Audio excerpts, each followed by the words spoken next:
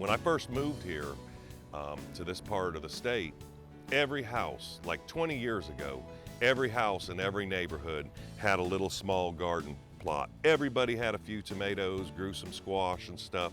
And then over the years, you notice all those backyards garden disappeared. Well, now everybody is tilling land and planting again, and they've got this new awareness. Well, Early Bird started out as Early Bird Worm Farms, and we've kind of grown into just farms now because we do a lot more than the worms. But primarily our business is generating worm castings and worms for the composting and the fishing industry. I started the farm with an idea, and I got a plywood box and 4,400 worms that I had bought on the internet, and I figured if I could do something different than what I was already doing, I could spend more time at home. Worms are probably the most beneficial thing that plants can have around them, unlike man-made fertilizers which can burn or take a long time for the plant to uptake.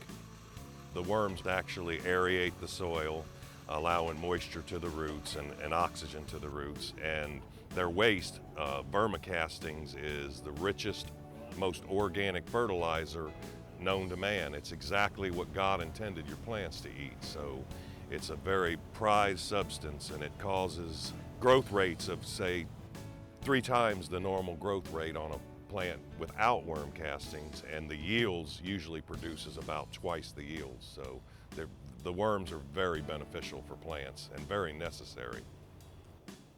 Fishermen, they like the big worms, and people that are looking to start home composters, add worms to their garden soil, they're preferring the smaller composting type worms. So really it's 2 different markets.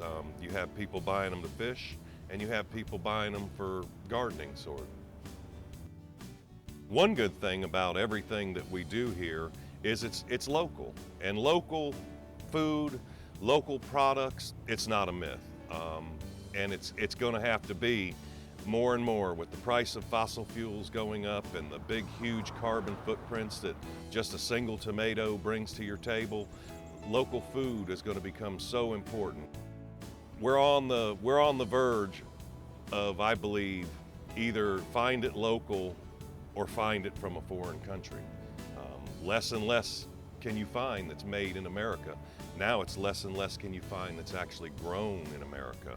People need to start seeking out all of their little local venues, you know, support a local restaurant that supports a local farmer.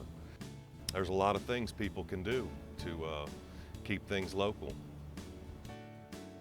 Public awareness on local farms and more back to basics type stuff is really peaking here, especially here in the upstate, because we've got some unique things to see.